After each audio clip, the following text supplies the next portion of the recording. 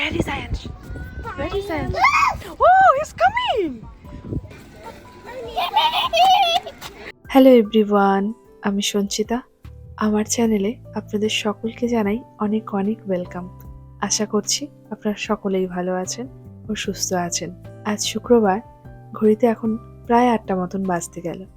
আজ সকাল সকাল স্নান সেরে পুজোটা সেরে নিলাম। ওই যে আমার একটা অভ্যেস আছে, কোথাও যাওয়ার আগে পুজোটা না দিয়ে গেলে মনের মধ্যে ভালো লাগে না। সেই জন্য আগে পুজোটা সেরে নিলাম, তারপরেই আমরা বেরোবো। আজ বেরোবো টুনাইট স্কুল থেকে আমাদেরকে গ্রামের দিকে নিয়ে যাবে। বাবা মা দুজনের মধ্যে যে কোনো একজনই যেতে পারে সাথে। গত বছরও গিয়েছিলাম, এবছরও টুনাইয়ের সাথে আমিই যাব। আর এদিকে টুনাইয়ের পাপা টুনাইয়ের যেসব খাবারগুলো পছন্দ সবগুলো গুছিয়ে রেখে দিয়েছে। সাথে যদি বন্ধুরাও থাকে, একসাথে বন্ধুরা মিলেও যাতে খেতে পারে সেই জন্য একটু বেশি করে নেওয়া হয়েছে। আর ওই দেখুন আমার টুনাই বাবুকে রেডি হয়ে গেছে। নতুন জামা কাপড় পরলে বেশ খুশি হয়। আর যদি কোথাও যাওয়ার বিষয় থাকে তাহলে তো সারাদিন মনের মধ্যে খুব আনন্দ কাজ করে।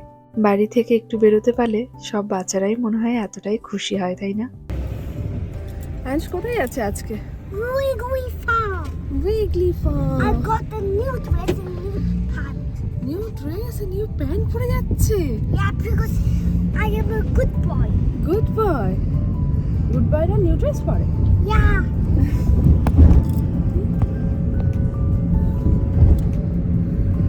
পৌঁছে গেলাম টুনাইয়ের স্কুলে। আজ বাচ্চাদের সাথে বাবা মায়েদের দেখে দারুণ লাগছে। সবার বাবা মায়েরা আসতে পারেনি, কিন্তু বাড়ি থেকে তাদের সাথে কেউ না কেউ একজন এসেছেন। এখানে স্কুলগুলোতে যেরকম বাবা মাকে গুরুত্ব দেওয়া হয়, তেমন বাড়িতে যে কোনো একজনকেও কিন্তু খুব ভালোভাবে গুরুত্ব দেওয়া হয়। এখানে এমনও আছেন যারা দুজনেই কর্মরত, তাদের বাচ্চাদেরকে দেখাশোনার জন্য বাড়িতে তারা যতটুকু সময় দিতে পারেন দেন, কিন্তু স্কুলে আসা নিয়ে যাওয়া তাদের পক্ষে হয়তো সম্ভব হয় না, অতটুকু সময় হয়তো তাদের কাছে হয় না। সেই জন্য হয়তো বাড়িতে যদি কেউ থাকেন, যেরকম বয়স্ক বাবা মা যদি থাকেন, দাদু দিদা যদি থাকে, তারা কি করে নাতি নাতনিকে স্কুলে নিয়ে আসেন। সেই জন্য এখানে বাবা মায়ের সাথে সাথে বাড়িতে যে মানুষটি বাচ্চার সাথে সবসময় আসা যাওয়া করেন তাকেও কিন্তু সমান গুরুত্ব দেওয়া হয়। টুনাই এখন নার্সারি ক্লাসে পড়ে, আর নার্সারি ক্লাসটা দুভাগে বিভক্ত। এখানে একটা ক্লাস শুরু হয় সকাল 9টা থেকে 11:30 পর্যন্ত, আরও একটা ক্লাস শুরু হয় দুপুর 12:45 থেকে 3:15 পর্যন্ত। প্রথম যখন টুনাই স্কুলটা শুরু হয়েছিল তখন বিকেলের যে সেশনটা ছিল সেই সময় ও স্কুলে আসতো। খুব একটা অসুবিধা হতো না জানেন। নতুন নতুন স্কুলে আসা, ঘুম থেকে দেরি করে উঠলেও অতটা চিন্তা হতো না, কারণ যেহেতু দেরি করে স্কুলটা শুরু হতো। তারপর যখন বছরের অর্ধেকটা সময় পার করে ফেললাম আমরা, তারপর স্কুল থেকে বলা হলো এবার থেকে বছরের যে আর অর্ধেকটা সময় রয়েছে সেই সময় টুনাই আসবে সকালবেলাতে স্কুল। মানে 9টা থেকে শুরু হবে 11:30 পর্যন্ত। আমাদের দেশে 9টা থেকে স্কুল শুরু হওয়াটায় খুব একটা বেশি অসুবিধা হয় না জানেন, কিন্তু আমাদের এখানটায় সকালবেলা স্কুল শুরু হওয়াটা গরমকালে খুব একটা বেশি অসুবিধা এখন আমরা ফিল করছি না। গত বছর সেপ্টেম্বর মাস থেকে সেই সময় ধীরে ধীরে ঠান্ডা পড়া শুরু করেছিল। আর শীতের যে সময়টা ছিল জানুয়ারি ফেব্রুয়ারি, মানে ডিসেম্বর থেকে ফেব্রুয়ারি মাস পর্যন্ত খুব কষ্ট হতো সকাল সকাল ছেলেটাকে তুলে স্কুলে নিয়ে আসতে। তবু এইরকম ভাবেও তো চলতে হবে, ধীরে ধীরে ও বড় হবে।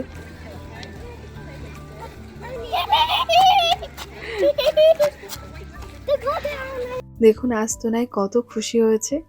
বাড়ি থেকে বেরিয়ে ওর এই হাসি মুখটা দেখে আমার ভীষণ ভালো লাগছে। বাড়ির পরিবেশে বাবা মায়ের সাথে তার একরকম ভাবে বেড়ে ওঠা চলে।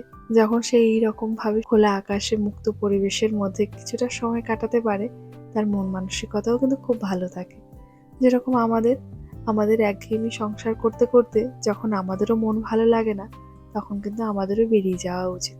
বাড়ি থেকে বেরিয়ে কিছুটা সময় যদি একটু নিজের আপনজনদের সাথে কাটাতে পারি, ভীষণ ভালো লাগে। আজ আমি আর টুনাই এলাম, তাই আমার খুব টুনাইয়ের পাপার কথা মনে পড়ছে। ও যদি আসতো টুনাই আরো অনেকটা খুশি হতো। আর দেখুন টুনাই আমাকে টেনে টেনে কোথায় নিয়ে যাচ্ছে। গত বছরে ওর সব থেকে প্রিয় জায়গা যেটা ছিল সেখানেই নিয়ে যাচ্ছে। চলুন দেখাই ওর সব থেকে প্রিয় জায়গাটা কোনটা। এই যে, এটা হলো টুনাইয়ের সব থেকে প্রিয় জায়গা এই উইগলি ফার্মের মধ্যে। কারণ গত বছর যখন এসেছিল তখন এই ঘরগুলো ওর ভীষণ মন কেড়েছে। আর এবছর আসার পরেই প্রথম থেকেই বলছিল ওই ঘরগুলোর কাছে যেতে চায়। সেই জন্য প্রথমেই আঙুল দিয়ে দেখিয়েছে যে ও ঘরের ওখানে যাবে, কিছুটা সময় খেলবে। আমরা যখন ছোট ছিলাম তখনও একদম ছোট ছোট করে ঘর বানাতাম, তাই না?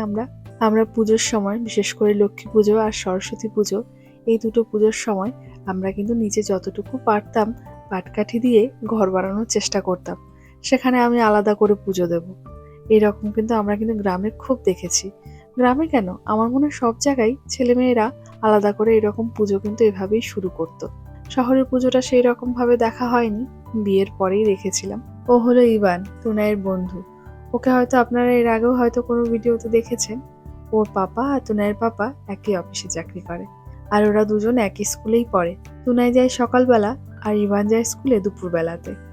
আর আজ যেহেতু সকালবেলা দুপুরবেলা নার্সারির সব স্টুডেন্টরাই এসেছে, সেজন্য আজকে ইভানও এসেছে।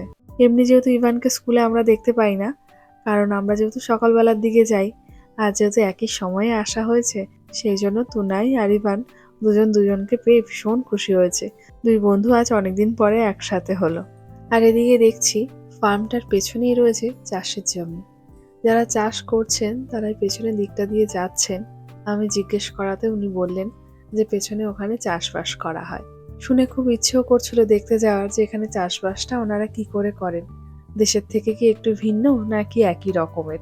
আর এখানে ম্যাক্সিমাম চাষিরা যারা গ্রামের দিকে থাকেন তাদের চাষাবাদের পদ্ধতিগুলো দেশের থেকে একটু আলাদা। এখানে যেরকম উন্নত কিছু প্রযুক্তি আছে, অনেক জিনিসপত্র নিত্য নতুন, যাতে তাদের কষ্টটা কম হয়, সেই প্রযুক্তি দিয়ে তারা চাষবাস করেন। আর এদিকে আমার তুনাই বাবুকে দেখুন, ওর সবেতেই একটু ভয়। মানে নতুন যেই জিনিসটা ও শুরু করবে সেখানে প্রথমেই থাকে ওর প্রচুর ভয়। একবার দুবার করার পরে তখন একটু মনটাকে একটু ইজি করে, তারপরে সেই কাজটা করতে পারে। আর এদিকে তুনাইকে যে হেল্প করছিল, তার মেয়ে আর তুনাই একই সাথে একই ক্লাসেই পড়ে, সেই জন্য দুজনের মধ্যে একটু বন্ধুত্বও আছে। তার মেয়ে আবার দৌড়ে দৌড়ে অনেক কাজ করে ফেলছে, কিন্তু তুনাইয়ের পক্ষে আর সেটা সম্ভব হচ্ছে না। Where is Ansh? Where is Ansh? Oh, he's coming! Oh! এই যে বাচ্চা মেয়েটিকে দেখছেন, ওর বাবাই ছিল উনি। ও খুব ভালো একটা মেয়ে। ওরা আর কিছুদিন পরে চলে যাবে কানাডাতে। মেয়েটির বাবা নতুন কাজের একটা সন্ধান পেয়েছে। উনি আবার তুনাইকে ভীষণ ভালোবাসেন। যখনই স্কুলে আসে, তুনাইয়ের সাথে যখনই দেখা হয়, তখন ওকে খুব আদর করে। ওনাদের দেশের বাড়ি শ্রীলঙ্কাতে, তাই আমি শ্রীলঙ্কার বিষয়ে অনেক কিছু শুনি ওনার কাছে। ওই জায়গাটা কেমন কেমন তাদের কালচার সবকিছু জানার চেষ্টা করি আমি ওনার কাছ থেকে। ভালো লাগে এক একটা জায়গায় এক একটা দেশ সম্বন্ধে জানতে। চলুন, প্রায় 12টা মতন বেজে গেছে। এখন তুনাইদের লাঞ্চের সময় হয়ে এসছে। টিচার বলেই দিয়েছিলেন খেলাধুলো করার পরে আমরা যেন 12টার মধ্যে গিয়ে ওখানে পৌঁছে যাই, ওখানে বাচ্চাদেরকে লাঞ্চ দেবে। আমরা জানি এই টাইমে এটাকে খাওয়াটাকে লাঞ্চ বলে, কিন্তু এখানে দেখছি এটাকে ওনারা ডিনার বলে। কেন ডিনার বলে জানি না, হয়তো এখানে সন্ধ্যের পরে তেমন ভারী কিছু খাবার দাবার এনারা খান না, সেই জন্য হয়তো দুপুরের খাবারটাকে ওনারা ডিনার বলেন। আর এখানে যে রেস্টুরেন্টে যাওয়া হোক না কেন, ফ্রেঞ্চ ফ্রাইস কিন্তু একদমই একটা কমন খাবার, যেটা কিনা অন্যান্য খাবার নিলেও সবাই এই খাবারটা কিন্তু আগে অর্ডার করে।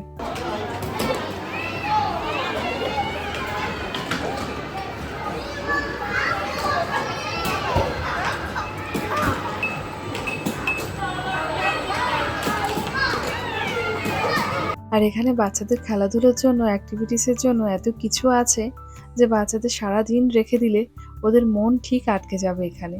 আর এখানে ম্যাক্সিমাম যে রাইডগুলো আছে তার জন্য টাকা দিতে হয়।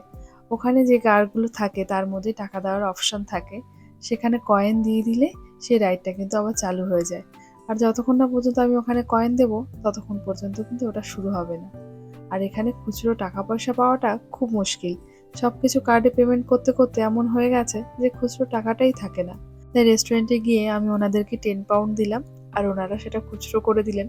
অনেকদিন পরে এরকম টাকা নোট দিয়ে খুচরো পয়সা নিলাম, বেশ ভালোও লাগলো। এবার আস্তে আস্তে তুনায় যা যা পছন্দ, যেখানে যেখানে রাইড করার ইচ্ছে আছে সেগুলোকে এবার রাইড করাবো।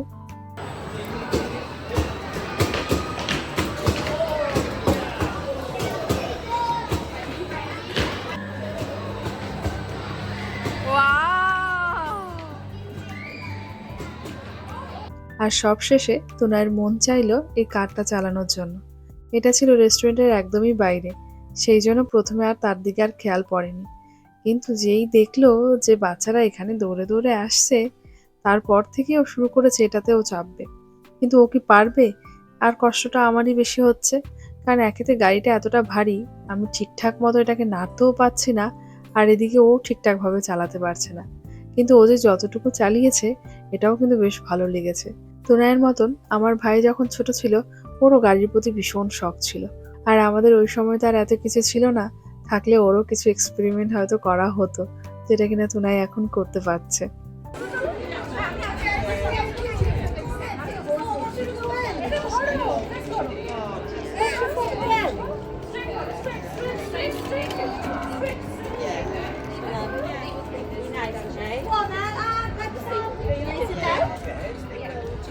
একের পর এক জিনিসে দেখুন কিভাবে ব্যস্ত রয়েছে, মানে কোনো রকম ভাবে আর নিজেকে বিরাম দিতে চাইছে না। কে জানি, হয়তো বুঝতে পেরেছে বাড়ি গেলে ঠিক সেই আটকা পড়ে যাব ঘরের ভেতরে, তাই যতক্ষণ এখানে আছি একদম নন স্টপ খেলে যাই। আর আমিও মনে মনে ভাবছি যতটা পার খেলে নে, কারণ বাড়ি থেকে এটা একটু দূরে আছে, সেই জন্য হয়তো খুব সহসায় আমাদের আসা পড়ে না। বাড়ির আশেপাশে যে ছোট ছোট পার্কগুলো আছে সেখানেই ম্যাক্সিমাম আমাদের যাওয়া পড়ে। তাই এখানে অনেক কিছু একসাথে একই জায়গাতে পাওয়া যায় বলে বাচ্চাদের বেশ ভালোও লাগে। সেই জন্য প্রতি বছর স্কুল থেকে এখানে কিন্তু নিয়ে আসে বাচ্চাদেরকে, কারণ স্কুলের যে গ্রাউন্ডটা তার মধ্যেও তো আর অনেক বেশি কিছু নেই, আর আশেপাশেও যেহেতু খুব একটা বেশি বড় পার্ক নেই বলে এখানেই নিয়ে আসে।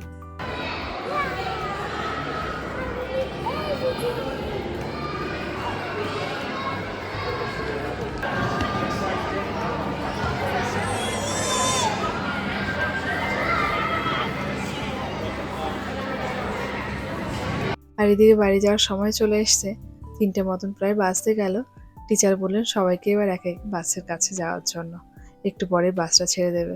এবার ওকে জোর করে নিয়ে আমার বেরোনোর অপেক্ষা, বলে যতক্ষণ আমি এখানে ছেড়ে দেবো ও ততক্ষণই এর মধ্যেও ডুবে থাকবে। Say bye bye, Wiggly Farm. Bye bye. Bye bye, Wiggly Farm.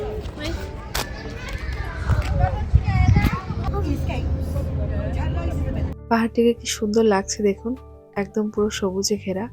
আর তার থেকেও বেশি ভালো লাগে পাহাড়ের গায়ে এই যে ছোট ছোট ঘরগুলো দেখা যায়, সেগুলো দেখতে দারুণ লাগে। দার্জিলিংয়ে যাওয়ার পর থেকেই পাহাড়ের প্রতি ভালোবাসাটা খুব বেড়ে গেছিল।